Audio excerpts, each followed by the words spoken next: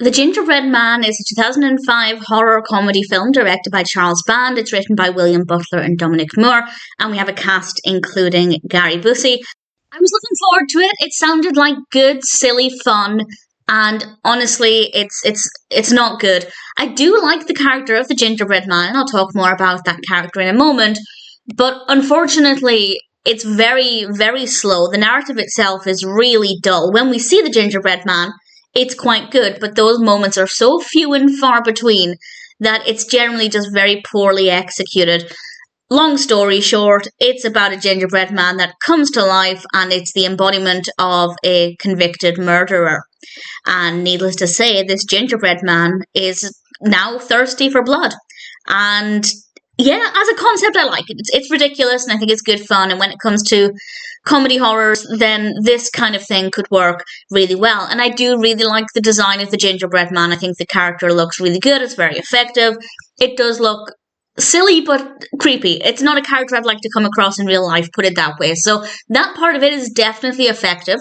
It took such a long time for the character to actually come to life.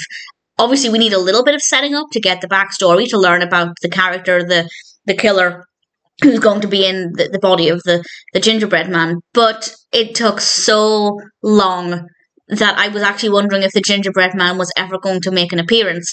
Obviously, it does, otherwise it would be very misleading. But it took such a long time, and the pacing is terrible. And once it does arrive, I thought, okay, fantastic, we're here. It's going to be funny and silly and creepy.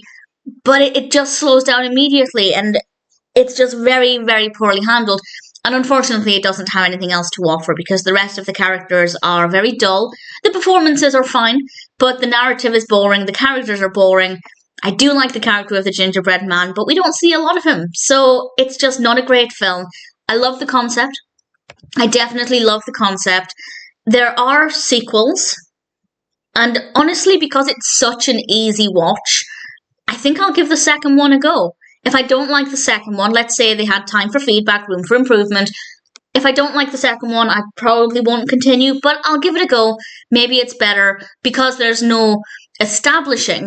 I mean, I'm assuming it's just, I don't know exactly what the narrative is. I'm assuming it's going to be similar, but assuming we don't spend as much time setting things up and we get to the point a little more quickly, it could be okay.